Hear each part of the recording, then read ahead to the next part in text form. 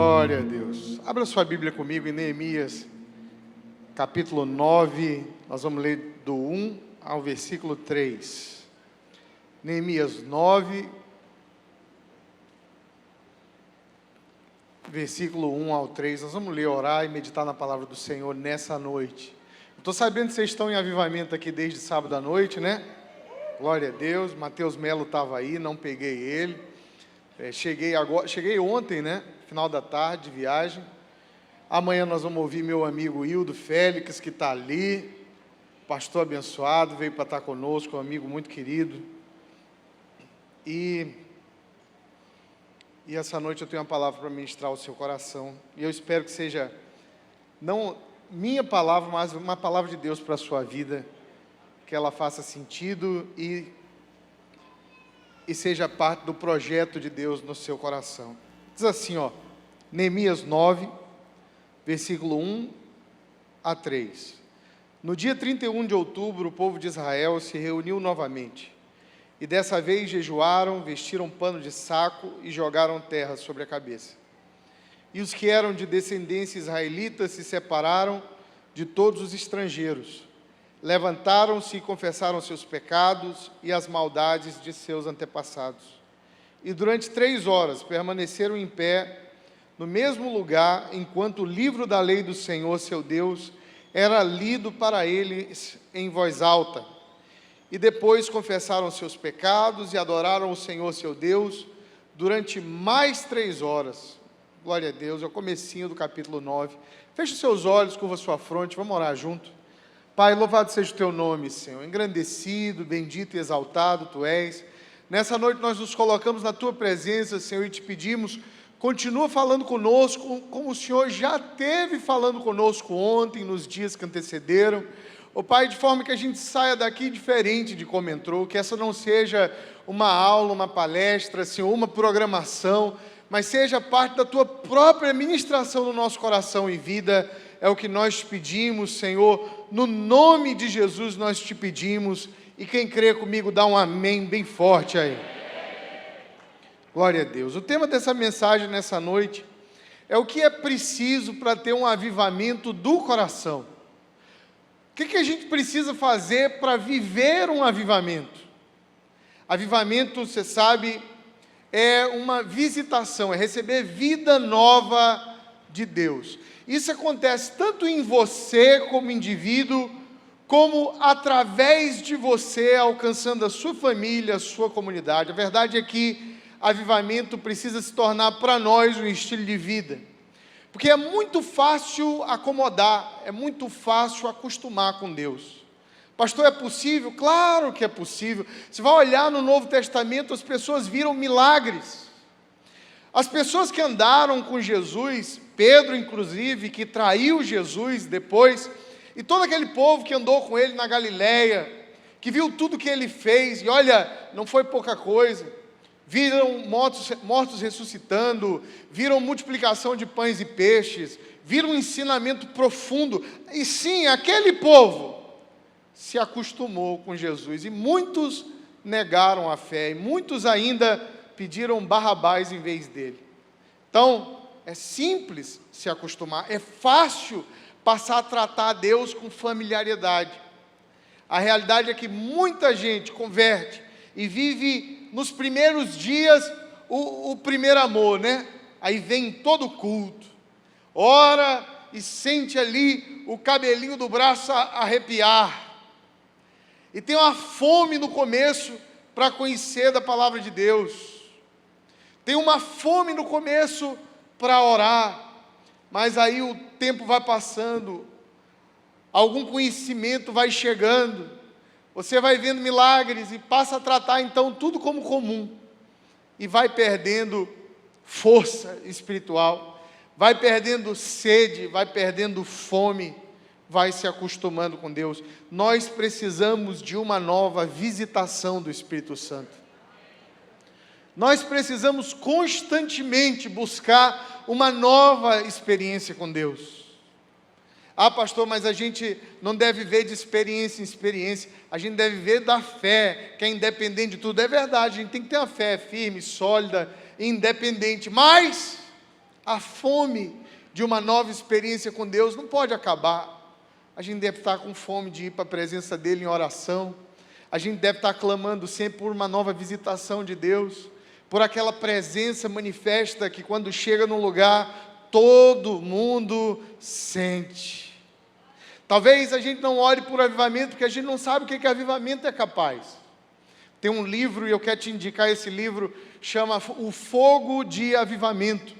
O autor é Wesley Duell. Esse livro é um livro antigo, mas muito bom, onde o autor fala de todos, assim, os avivamentos da história. Um deles eu gosto muito, que é o avivamento das Ilhas Hébridas. Por volta de 1954, as Ilhas Hébridas são essas ilhas ali perto da Inglaterra. E a história começa com duas velhinhas, Christine e Peg Smith. Elas eram irmãs, e elas se reúnem à noite para dizer: Deus, nos visita com avivamento. Pai, as pessoas dessa cidade vão à igreja, mas ninguém ora. Pai, as pessoas dessa cidade se desviam. Pai, as pessoas dessa cidade não têm compromisso. E elas entraram para a história, aquelas mulheres, porque elas começam a orar. Uma tem 74 anos, a outra quase 80. Olha aí que beleza. E elas começam a pedir a Deus a visitação, e Deus então, Ele começa a mover. Porque olha, Deus levanta uma pessoa para pedir por avivamento, e visita essa pessoa, e aí a partir dela, parece um vírus que começa a pegar, e essa fome, essa sede, ela vai multiplicando e vai alcançando outros. Aí começa um movimento de oração dos jovens. Os jovens então começam a orar num celeiro na madrugada, e eles oram o Salmo 24, dizendo: quem subirá ao Monte Santo do Senhor, quem verá a sua face? Eles começam a pedir a Deus: Deus visita a nossa cidade, Deus visita a nossa vida, Deus visita o nosso coração, habita entre nós. E Deus responde, porque Deus responde quando você ora. Eu quero dizer para você que se você pedir, se você orar, e se você pedir bem, se você pedir a presença de Deus e o Espírito Santo, Deus vai responder a sua oração. É o próprio Jesus que diz que se nós que somos mal sabemos dar boa dádiva ao nosso filho, quanto mais o Pai dará o Espírito Santo àquele que lhe pede. Então os jovens começam a orar na madrugada pedindo o Espírito Santo, e Deus responde. Deus responde através de um jovem chamado Duncan Campbell, 22, 24 anos. Ele é enviado para uma conferência naquela cidade, porque ninguém queria pregar lá, só tinha ele mesmo, que era o mais jovem e o menor de todos. E ele vai, e chega ali e prega a primeira noite sobre as virgens nécias e as virgens sábias. E é um mover de Deus na cidade, é um mover de Deus na igreja. Ele termina o culto, vai para a salinha, e um diácono bate na porta e diz: reverendo, é o seguinte, a gente tem um problema. Ele diz: qual é o problema? Ninguém foi embora. Ninguém foi embora, o culto acabou e ninguém saiu da igreja. Aí ele diz assim: então vamos recomeçar o culto. E por 7 anos, todos os dias, houveram cultos naquela igreja, no avivamento que ficou conhecido como o avivamento, a visitação das Ilhas Hébridas. Deus desceu naquele lugar. Bares transformaram-se em lugar de avivamento, de reunião, de estudo bíblico. As pessoas a caminho da igreja caíam a 4 quarteirões, 3 quarteirões da igreja, em prantos de joelhos, chorando por arrependimento.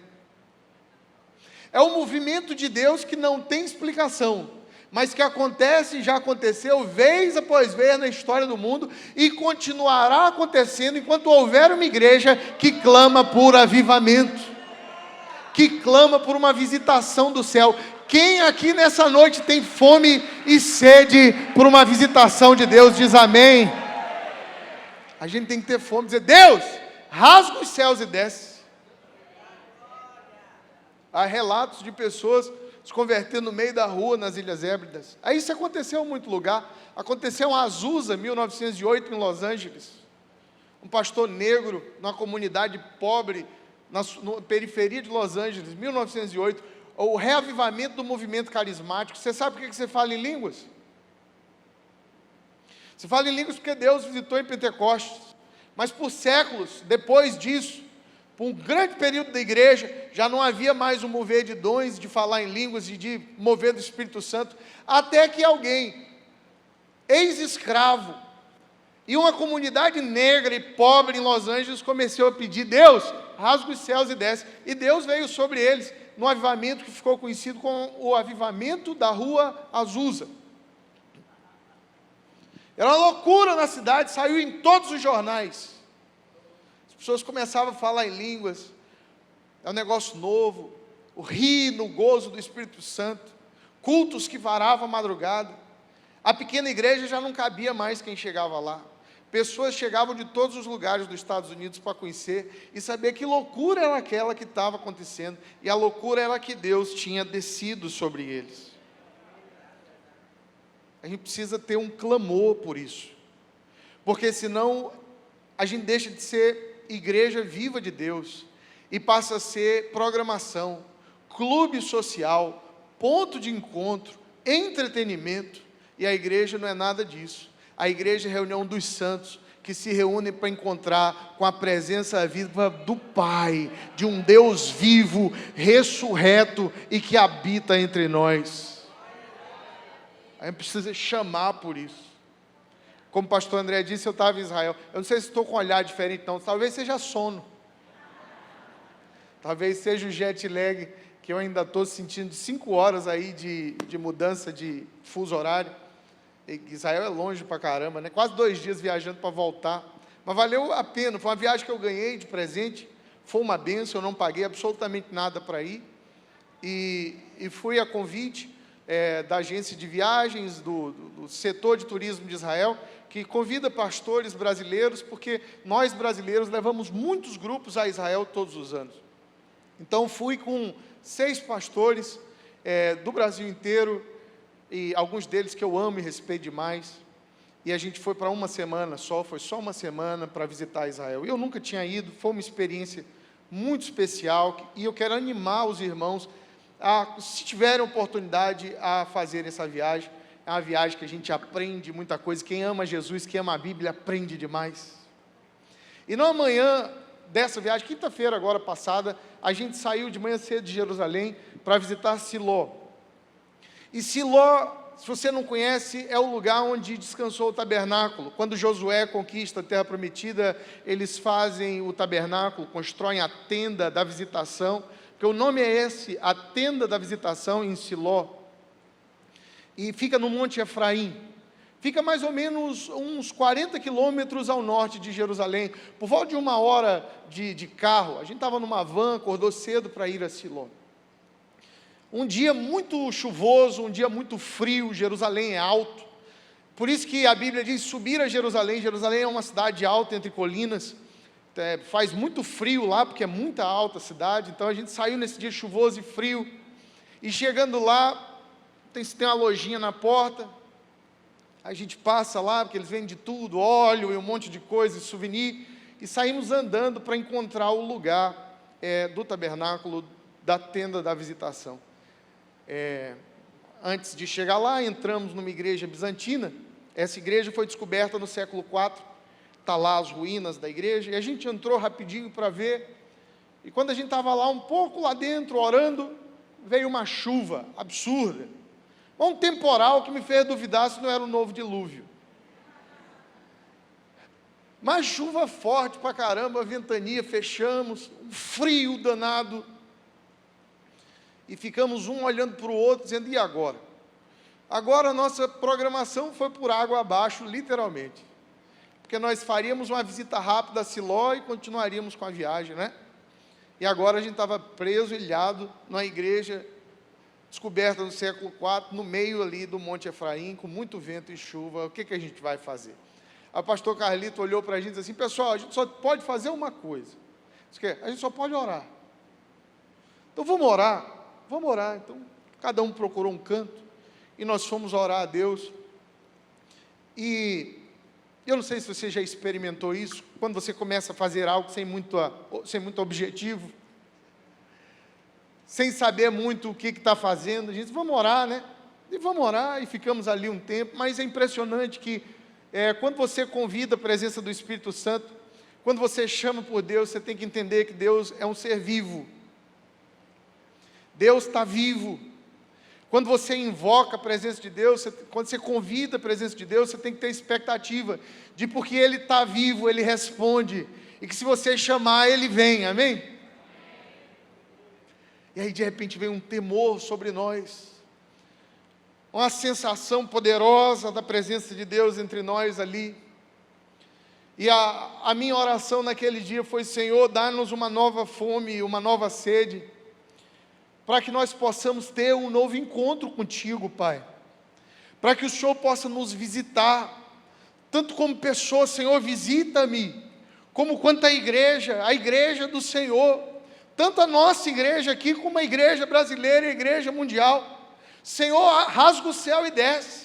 Senhor, manifesta a tua presença, como o Senhor manifestava aqui no meio do teu povo, em Siló, na tenda do encontro. Pai, vem sobre nós. Ô irmão, que manhã poderosa. A gente nem queria mais que a chuva passasse, porque a programação mais importante do dia já tinha acontecido.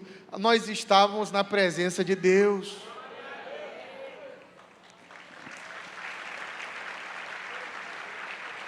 Deus, não deixe meu coração apagar. Deus, não me deixe perder a fome por uma experiência sobrenatural contigo. Deus, não me deixe virar um crente carnal, um crente que opera as obras da carne, mas não nas obras do Espírito. Não me deixa, Pai, virar um religioso, que é a pior coisa do mundo. Jesus, que conversava com prostitutas, que era chamado de amigo de pecadores, só tinha um tipo de gente que ele não suportava: eram os religiosos. Eram aqueles que viviam da lei, para a lei, mas não para Deus. Eles tinham conhecimento, mas não relacionamento. Deus, eu não quero virar um religioso. Deus, eu não quero virar alguém sem fome, sem sede verdadeira por Ti. Você vê, quando João, ele diz no capítulo 1, no versículo 14 do seu Evangelho, que o Verbo se fez carne e habitou entre nós. A palavra habitou que João usa não é bem essa. É a palavra esquenosen, que quer dizer tabernaculou. João está dizendo, Jesus tabernaculou entre nós. Um novo tabernáculo foi estabelecido. O que antes era um tabernáculo físico, lá em Siló, a tenda do encontro, agora é uma pessoa.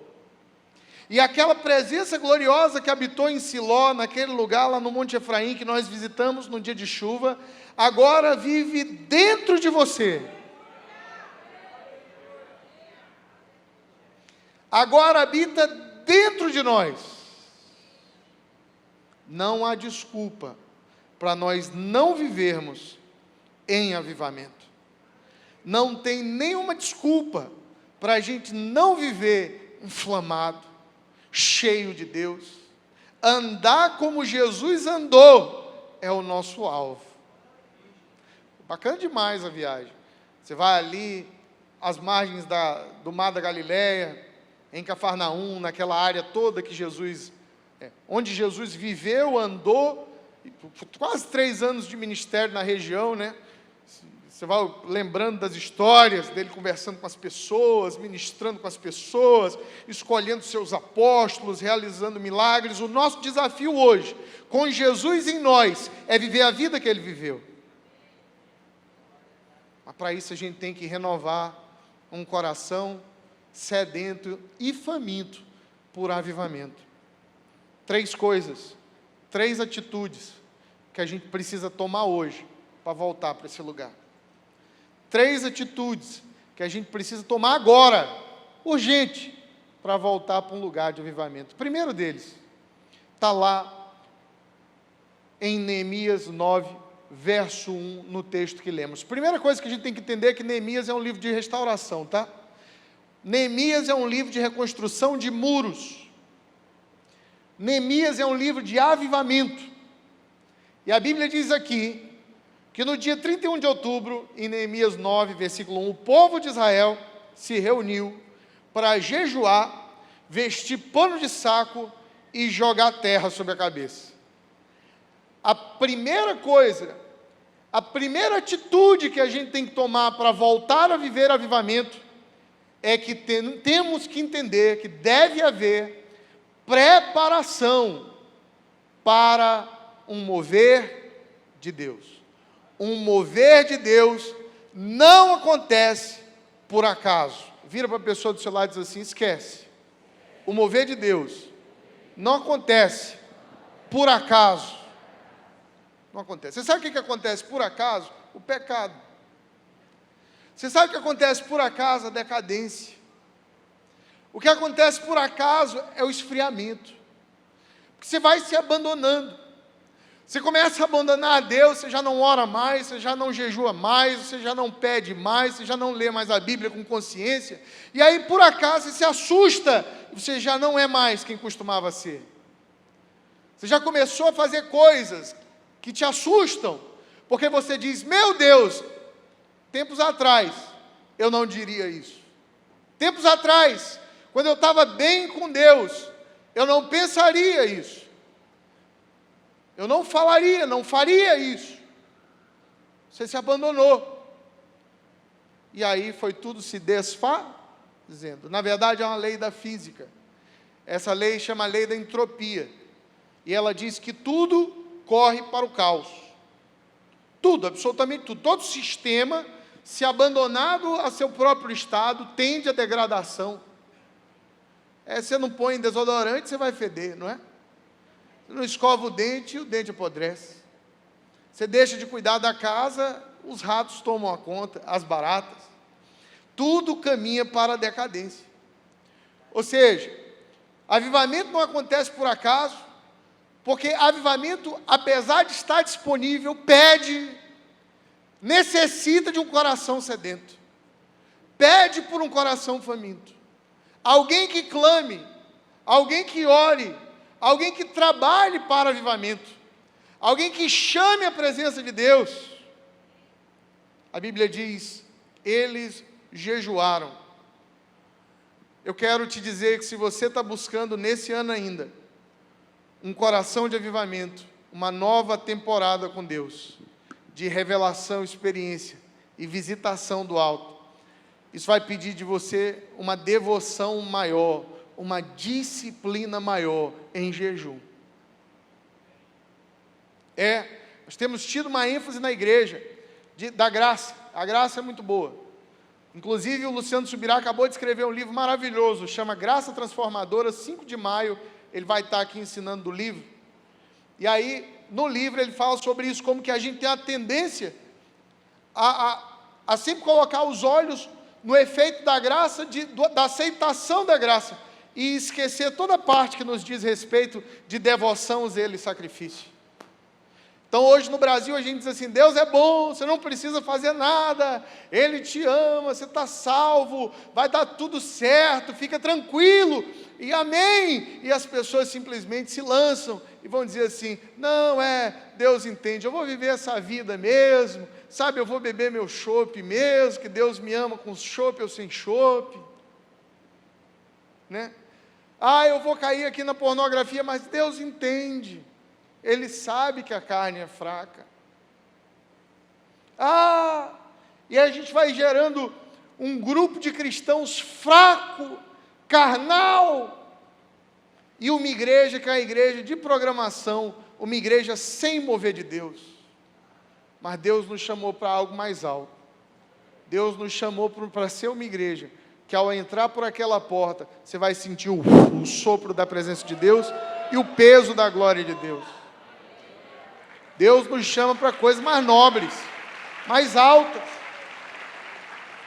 Aí com a ajuda do Espírito Santo, porque sozinho você não consegue. Sozinho você não consegue. Mas invocando o Espírito Santo, com a ajuda do Espírito Santo, com devoção e zelo a gente consegue. Irmão, nós vamos precisar jejuar para ter avivamento.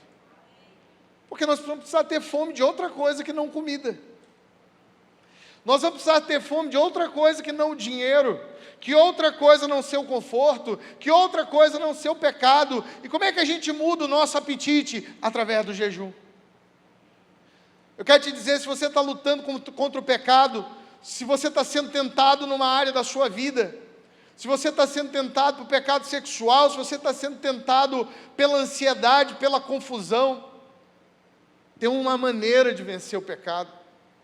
Tem uma maneira de viver uma vida santa, de mudar esse apetite, é mortificar a carne, é dizer: Senhor, vem nos visita, vem, restaura a minha vida contigo, vem, me transforma, Pai, eu vou jejuar. O jejum não muda Deus. Deus é o mesmo ontem, hoje e será eternamente. Você não jejua para mudar, não, para mudar Deus, você jejua para mudar você mesmo. Quem tem que mudar? Somos nós. Quem é que é fraco? Sou eu. Quem é que reclama? Sou eu. Quem é que duvida da palavra e a promessa que Deus me deu? Sou eu. Quem é que precisa de força espiritual e avivamento? Sou eu, não é Deus. Sou eu que preciso jejuar. Aí eu vou dizer assim, corpo, é o seguinte, nós vamos parar de comer. Nós vamos parar de comer uns dias aí. Quanto tempo? Nós vamos ver. Vamos tirar o jantar primeiro. Tem gente que diz, eu vou morrer. Morre não. Morre não. Vai morrer não. É tranquilo, não morre não. Tira o jantar. Vou tirar um jantar. Você come até 5 da tarde, não janta. 10 horas da noite, está com fome? Claro que está com fome. No segundo dia, o corpo começa a dar sinais. Que o corpo foi feito para comer. Ele quer comer porque você foi programado a fazer depósito, né? Aí o corpo diz assim no segundo dia, vamos comer, porque senão a gente vai morrer. Aí você diz para o seu corpo, você diz, cala a boca, corpo, que quem manda aqui é o Espírito. Nós não vamos comer. Nós não vamos comer, nós vamos comer outra coisa. Nem só de pão viverá o homem, mas nós vamos viver uns dias aí de toda palavra que procede da boca de Deus. Nós vamos comer outra comida. Nós vamos sensibilizar o nosso espírito. Vou desmaiar, pastor. Desmaia não. Desmaia não. Põe um salzinho, não desmaia não. Na verdade, pesquisas indicam que, estudos indicam, você pode jogar no Google, os benefícios do jejum. Tem gente fitness aí que faz jejum intermitente o tempo inteiro para perder peso, melhorar inclusive os hormônios, o corpo. Na verdade, uma pesquisa disse que o ponto principal para a longevidade na vida é comer menos. Eles pegaram 2 grupos de macaco rezos. Pastor Rodrigo também é cultura e ciência. 2 grupos de macaco rezos e deixaram um comendo o que queria, a hora que queria. E o outro restringiram a alimentação dele com jejum e longos períodos sem alimentação. O grupo que tinha longos períodos sem comida nenhuma viveu muitas vezes mais que o grupo que tinha comida a hora que queria. Então tem gente que jejua e não é nem crente. Os muçulmanos jejuam um mês inteiro, que é o mês do Ramadã. Eles fazem isso para lá. Oram 5 vezes ao dia, todos os dias. Onde estiverem, em Israel você entra em museus, em todo lugar, está lá os tapetezinhos para eles se jogarem na hora da oração. E a gente às vezes não consegue e não adota na nossa vida nenhuma disciplina espiritual. Deixa eu te falar uma coisa, você quer avivamento na sua vida? Você quer um avivamento que é mais do que emoção? Você quer viver uma vida nobre e alta? Você quer viver cheio da presença de Deus? Você precisa desenvolver disciplina espiritual, você precisa jejuar. Você precisa jejuar.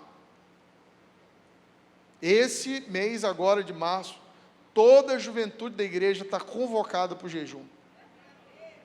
Isso eu já avisei em fevereiro, não foi Israel não. Nós vamos jejuar esse mês. Pastor, mas eu queria jejuar Netflix, mas você não tem nem assinatura.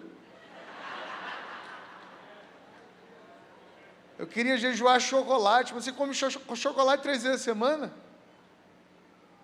Jejuar arroz, feijão e carne. O café, o macarrão das 10 horas da noite. Quando a fome bater, você sabe o que você faz? Você ajoelha e ora. Vai ser ruim no primeiro dia, no terceiro dia, no 10º dia, vai ser ruim. Mas é porque é ruim que é bom. Você está mortificando a carne. Hã? Quem quer avivamento aí? Vira para a pessoa do seu lado e diz assim, nós vamos mais alto. Vira para a pessoa do outro lado e diz assim, se prepara. Deus está nos chamando para um lugar mais alto. A segunda coisa que o povo faz, que é uma atitude de avivamento, é a humildade. A Bíblia diz que eles se vestem de pano de saco. Esse é um povo que está restaurando Jerusalém, eles estão reconsagrando a cidade, reedificando muros, buscando a Deus. E a Bíblia diz que eles jejuam e se vestem de pano de saco. Eles tiram as roupas bonitas de festa e colocam roupas que simbolizavam humildade, pobreza, carência. Porque como é que você vai buscar algo se acha que já tem? Como é que você vai buscar a vida mais alta com Deus se você já acha que está bom? É por isso que o acomodado, o morno, a Bíblia diz, ele será vomitado. É melhor ser frio. É melhor ser completamente pecador. Porque se você está na sarjeta completamente pecador, você tem consciência da sua situação. Você diz assim, eu não presto mesmo. Você é frio. É melhor ser um pecador completo do que um crente mais ou menos. Então, é frio ou é quente, porque o morno, ele é terrível. Ele é a ânsia de vômito de Deus. Porque ele não é nem uma coisa nem outra, ele é um acomodado, ele está no meio. Ele acha que já tem. Ele acha que já é. Quando não é. O pano de saco é um reconhecimento. Eu preciso de Deus. Eu preciso ser transformado. Eu preciso sair desse lugar que eu estou. De um movimento contínuo, frio. Sabe? De uma repetição de vida espiritual, ano após ano. Eu preciso romper para coisas mais altas.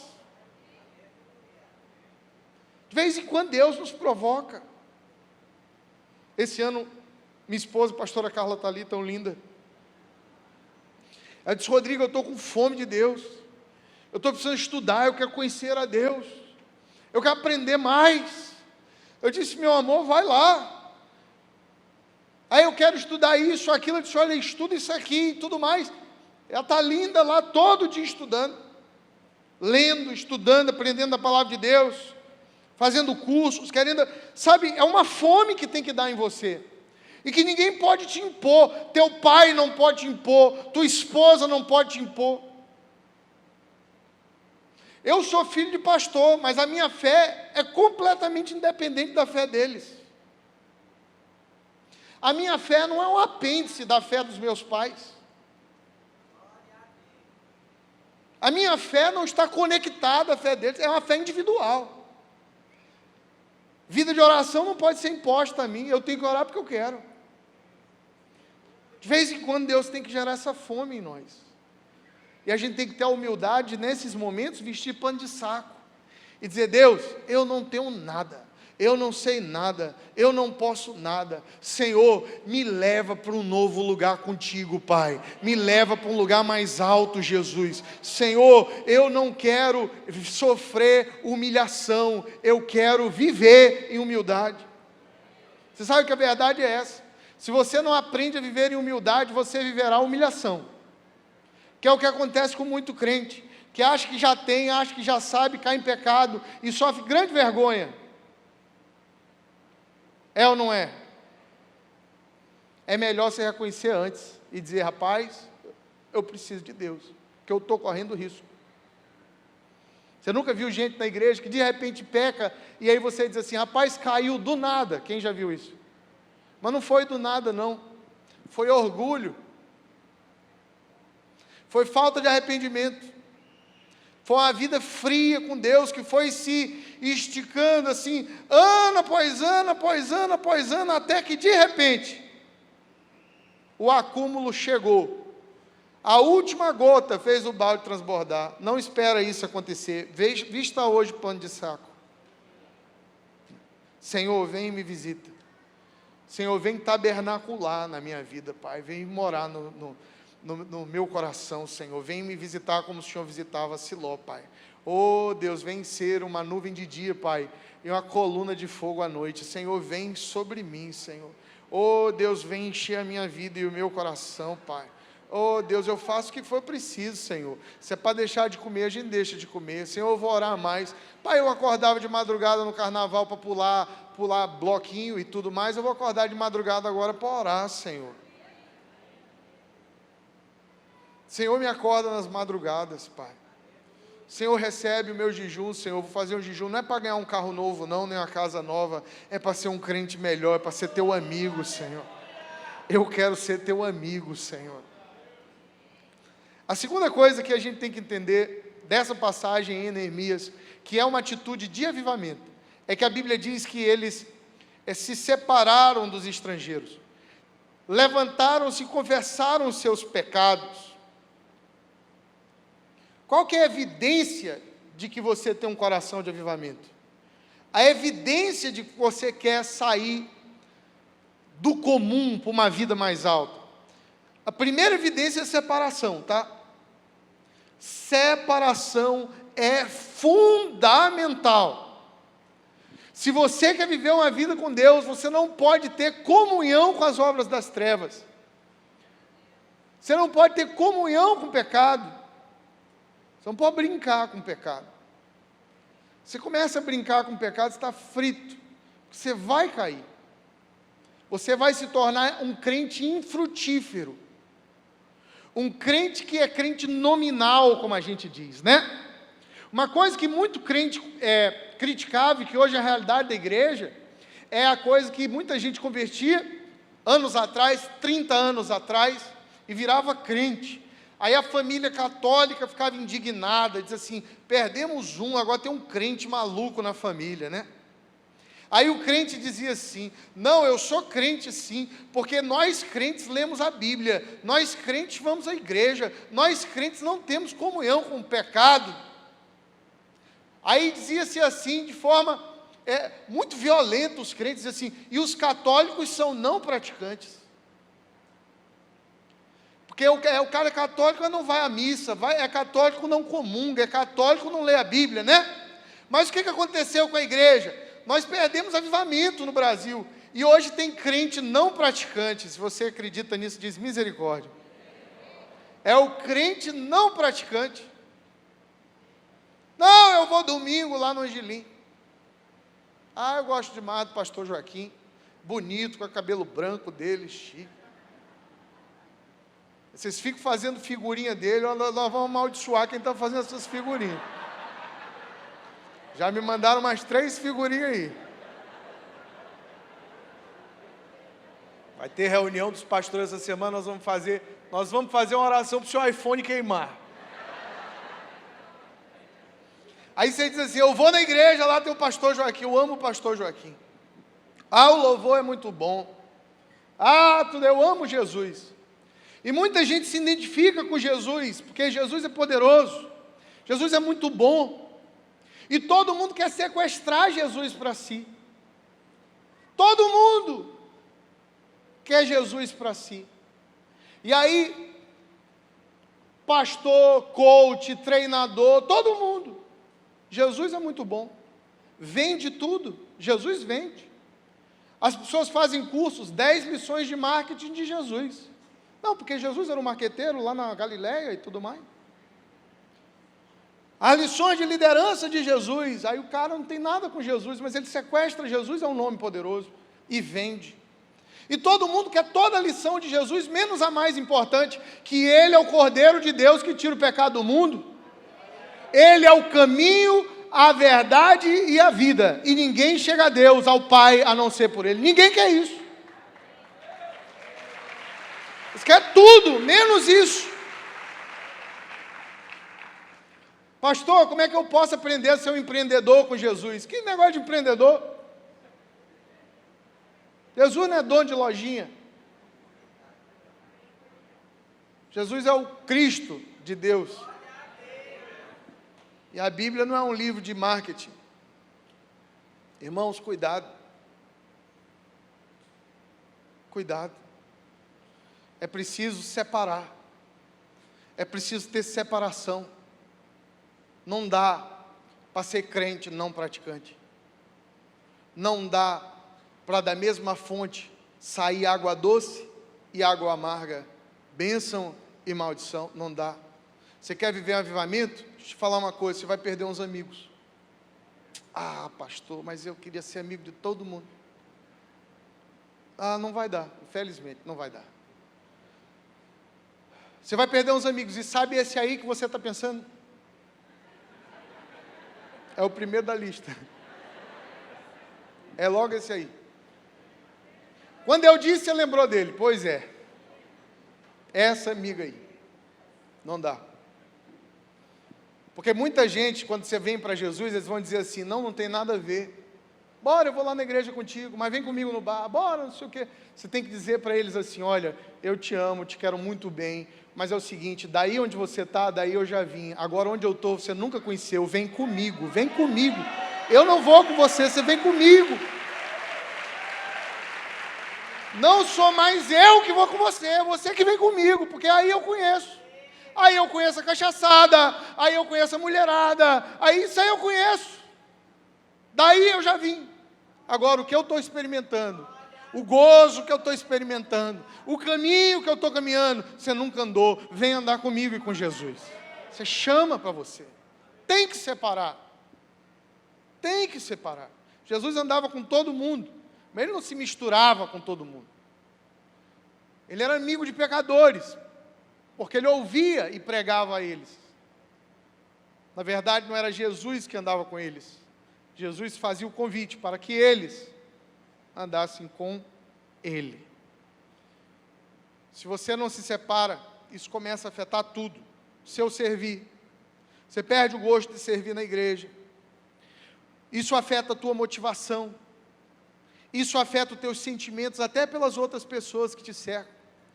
Porque você está vivendo a vida dupla. Você virou um crente não praticante.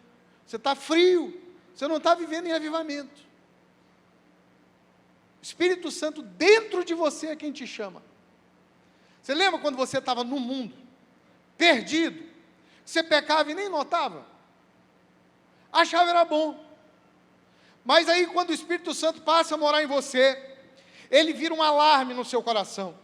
Aí você mente, peca, engana, ou qualquer coisa que faça que desagrada a Deus, parece que o coração acusa. O Espírito Santo está ali, ele te chama a atenção. Você sabe. A questão é que, se você começa a ignorar os movimentos do Espírito e a voz do Espírito, ele começa a falar menos. Aquela voz vai ficando mais baixa. Você passa a ignorar o Espírito Santo. Você passa a escolher de forma consciente a viver em pecado. E aí, de repente, você vira um crente esvaziado de poder. Esvaziado de vida espiritual. Ô irmão, a igreja, você foi chamado para viver cheio do Espírito Santo. Você foi chamado para viver uma vida de gozo. Você foi chamado para estar na presença de Deus. É por isso que eu quero profetizar, o Espírito Santo vai te tocar nessa noite. Tem gente aqui que vai ser batizada no Espírito Santo. Quem aqui nunca foi batizado no Espírito Santo, levanta a mão. Essa noite você vai ser batizado no Espírito Santo. Mas é preciso separar-se. E é preciso confessar. A Bíblia diz que eles confessaram os seus pecados. Eles derramaram o seu coração diante de Deus. Esse é um passo importante, porque confessar traz cura. Cura. Você precisa orar e confessar. Entregar a Deus toda a sua vida. E dizer, Deus, vem e vive. Vem e habita mais uma vez dentro de mim, rasga o céu e desce. Sabe o que acontece? Acontece um padrão na vida espiritual muito comum no crente. Você vem e entrega a vida para Jesus, certo? Aí o que acontece? Deus vem e limpa o seu coração. Ele tira toda a sujeira e todo o lixo que estava lá. Todo o trauma ele começa a curar. Todo pecado ele começa ali, sabe, a tirar da sua vida. O seu coração vira uma casa limpa. Aí o que acontece? Com o tempo, você vai perdendo a conexão com Deus, e aí você perde ali a comunhão com o Espírito Santo, e o seu coração esvazia de novo. Você começa a pecar. Aí a Bíblia diz que vem não só aquela lixarada que estava no começo, mas 7 vezes mais. Os demônios que atormentavam lá no começo, voltam, e voltam com companhia. E o último estado desse homem é pior que o primeiro. Ele volta ao vômito.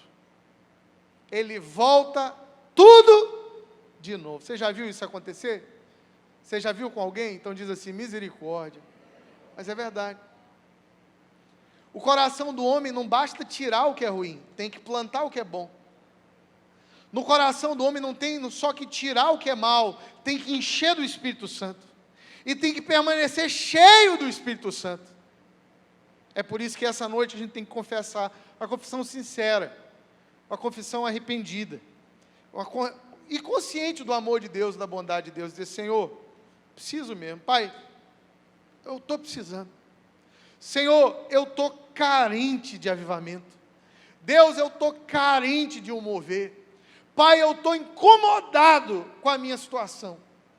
Deus, eu estou precisando de um novo toque, uma nova experiência com Deus. A gente foi lá no Jordão, tem um lugar de batismo no Jordão, e aí tinha muita gente do mundo inteiro batizando, muita gente descendo as águas, água fria do Rio Jordão, e aí você vê as pessoas batizando, saindo assim, iluminadas, chorando. Aí eu cheguei em casa hoje, um amigo mandou um print de um desses influencers ricos da internet, batizando lá, né, no Jordão, dizendo, eu nasci de novo. Um cara muito rico, muito importante, descendo as águas, reconhecendo a sua necessidade de Deus, reconhecendo, confessando, eu preciso de Deus, Deus ajude ele, Deus dê graça a ele. Agora chegou também a nossa vez, de parar hoje e dizer, eu preciso, eu estou incomodado com a minha situação, eu preciso começar a orar, como se orar fosse tudo o que eu posso fazer na minha vida. Eu preciso voltar a jejuar como eu nunca jejuei. Tem gente aqui que nunca jejuou. Você diz, pastor, é só começar a jejuar, vem o aniversário de criança na semana.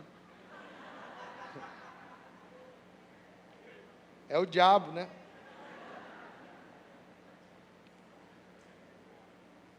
Pastor, mas eu estou incomodado com a minha situação. Eu estou incomodado, eu estou precisando aprender mais da Bíblia, pastor. Eu não sei nada da Bíblia. Pastor, nada da Bíblia. Eu finjo que eu sei, porque eu sou crente, mas eu sei nada. Pior, pastor, não tenho nem vontade de saber. Porque tem gente que está 20 anos na igreja e não tem nem vontade de conhecer a Bíblia. Pastor, eu não oro. Eu só oro quando alguém manda orar. E ainda assim eu só fecho o olho. Pastor, eu estou incomodado. Esse sentimento de incômodo, ele vem da parte de Deus. A Bíblia diz que há uma tristeza segundo Deus. Essa é a expressão do apóstolo Paulo, a tristeza da parte de Deus. A Bíblia diz que essa tristeza, ela opera arrependimento. É quando a gente fica triste com a nossa situação, diz assim, pá, está na hora. Vamos. Está na hora de eu me levantar. Está na hora de eu voltar para a verdadeira devoção. Está na hora de eu virar um crente perturbado, virar um crente de verdade. Está na hora de eu buscar uma presença viva de Deus. Está na hora de eu ver um milagre. Chegou a hora de eu conhecer a Deus e ser conhecido por Ele. Eu sou do meu amado e o meu amado é Deus. A Bíblia diz que aqueles homens, versículo 3, nós estamos terminando, em Neemias, eles ficaram durante 3 horas em pé, no mesmo lugar, ouvindo o livro da lei. Você vê, Neemias é um processo de restauração, né? O livro todo, lê depois quando você puder em casa. Neemias está no exílio, ele ouve que as muralhas de Jerusalém estão destruídas, estão queimadas as portas, e aí ele chora, ele ora, e ele pede a Deus a oportunidade de voltar e reconstruir Jerusalém. O rei permite, ele volta, começa o processo de reconstrução, eles encontram o livro da lei, vão reconsagrar tudo de novo. E a Bíblia diz que depois desse processo de arrependimento, esse processo de confissão, então a lei vai ser lida, e eles ficam 3 horas em pé ouvindo o livro da lei. 3 horas em pé. Para mim, isso fala de uma última atitude que a gente tem para receber uma visitação de Deus. que vai mudar a sua vida, vai mudar a vida dessa igreja, vai tocar a nossa cidade, vai influenciar o nosso estado e tocar as nações da terra. Nós precisamos recuperar o nosso zelo. O nosso zelo. Você sabe quando é que uma igreja começa a morrer? Não é quando a liderança para de ter ideia. É quando a liderança começa a perder a verdadeira devoção. Um crente começa a morrer, não é quando ele começa a perder conhecimento. É quando ele começa a perder zelo, reverência e devoção. Irmão, não interessa para ninguém o que você sabe, se você não tem santidade, se você não tem espiritualidade, se você não tem devoção. Não interessa, na verdade é um desserviço para o mundo o seu conhecimento, porque você ensina do que não vive e todo mundo vê. Isso só traz escândalo. Com a verdadeira devoção muda tudo. Verdadeira devoção é o que faz a diferença. Tiago, que é muito forte sobre isso, ele diz lá em Tiago capítulo 1, versículo 22, ele diz assim: não se limitem, porém, a ouvir a palavra, ponham em prática, do contrário, vocês só enganam a vocês mesmos. Pois se você ouvir a palavra e não praticar, você é como alguém que se olha no espelho, que vê a si mesmo, mas que se afasta e se esquece da sua própria aparência. Tiago 1, 22. Não se limita a ser ouvinte, mas ser praticante. Ser praticante da palavra de Deus. Zelo. Desperta, Senhor, o zelo no nosso coração. Desperta, Senhor, o zelo na nossa vida. Olha a reverência aqui, 3 horinhas em pé, na presença de Deus. Faz, Senhor, a tua obra. Não tinha um pianinho tocando, não, naquela época. Era só a leitura. Você vai nas sinagogas judaicas, os caras estão lá, nos horários certinho, balançando lá na parede, lendo o livro da lei. Os judeus são muito rigorosos, muito organizados, muito disciplinados. Nós só somos emoção. A gente tem muita emoção, mas pouca disciplina, pouca consciência. Irmão, peça a Deus: Deus, desperta o zelo no meu coração. Deus, eu quero avivamento, Pai. Deus, eu quero aprender a viver na tua presença. Deus, eu quero aprender a te adorar. Nós vamos adorar a Deus daqui a pouquinho. Vai ter uma música tocando aqui. E a música mexe muito com as nossas emoções. Não tem problema nenhum. Mas você tem que entender que Deus está te chamando para algo que vai passar além desse culto, que tem que invadir a tua semana, que tem que afetar o teu ano. E eu profetizo na sua vida: esse ano será um ano de avivamento na sua vida. Esse ano será um ano de grande crescimento espiritual na sua vida. Esse é um ano que Deus vai te dar filhos e filhas espirituais. Esse é um ano que Deus vai te transformar num líder. Esse é um ano que Deus vai te usar para influenciar muita gente. Nesse ano Deus vai ganhar a sua família.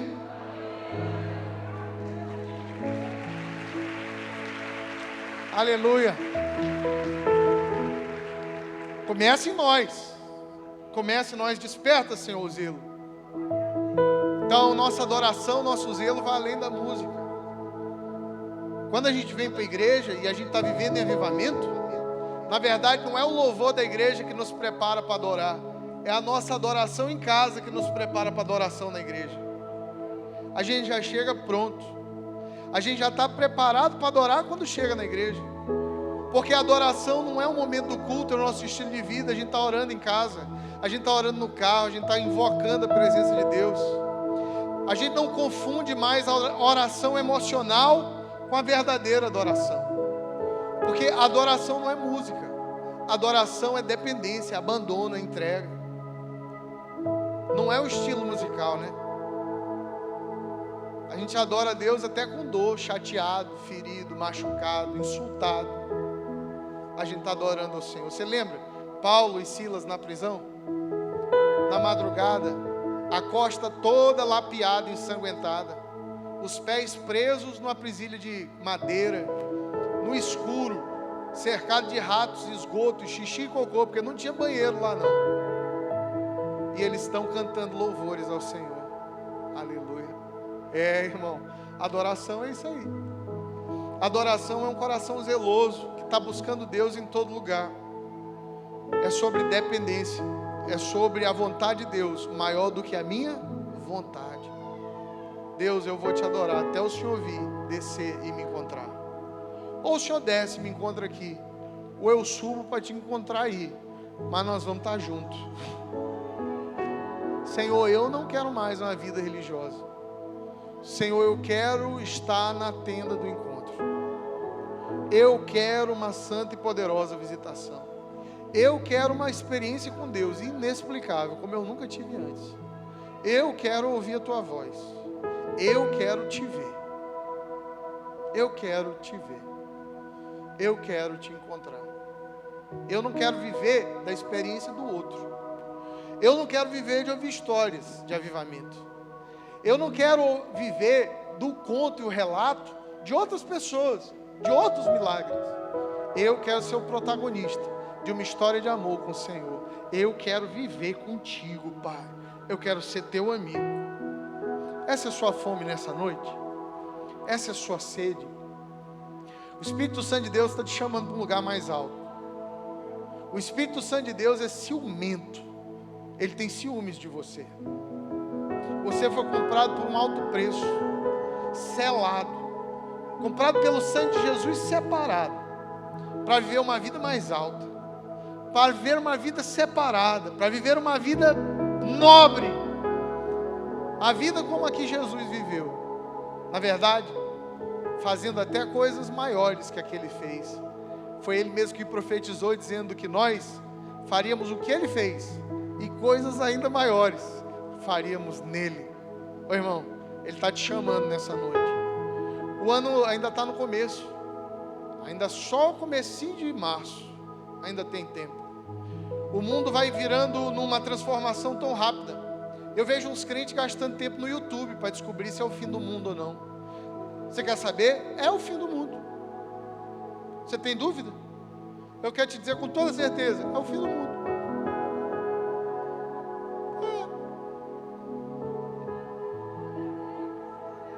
Por que não seria? Você está torcendo para não ser, né? Mas talvez seja. O mundo está mudando, tá? O eixo global está mudando. Da Pax Americana, do domínio americano para um domínio russo-chinês. Está mudando numa velocidade absurda. A gente acabou de sair de uma pandemia mundial que matou milhões e milhões de pessoas e mudou toda a organização da economia global, de novas tiranias, e a tecnologia avançando muito rápido, e agora é uma luta pelo poder e o domínio da hegemonia do mundo. É uma loucura.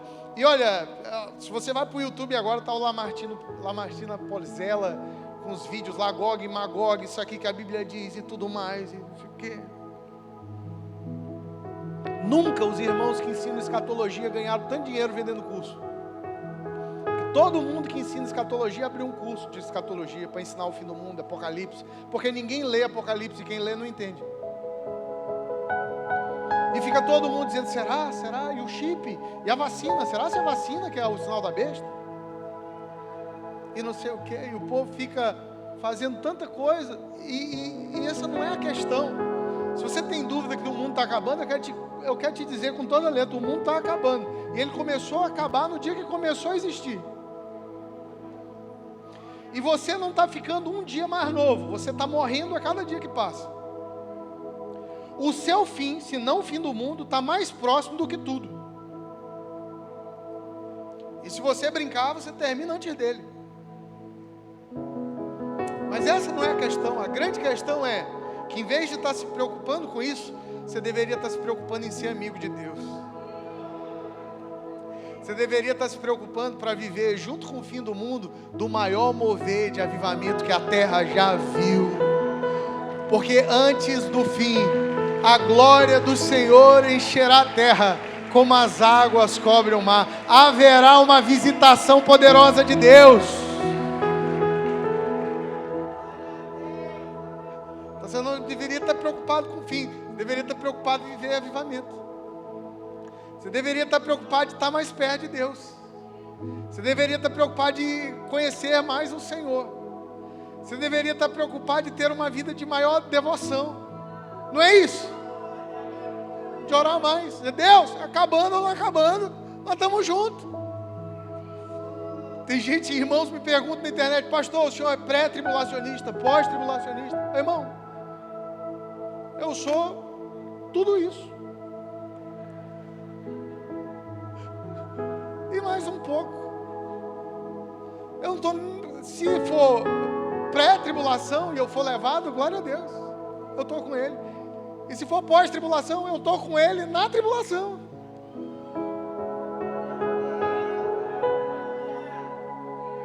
Porque a questão não é a tribulação ou não, o fim ou não.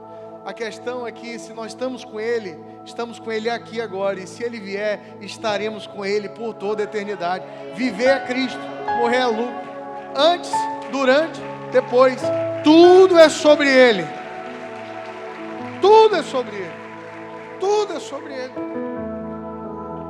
Deus está nos chamando nesse ano. O Espírito Santo tem ciúmes de você. Ei, o Espírito Santo tem ciúmes de você.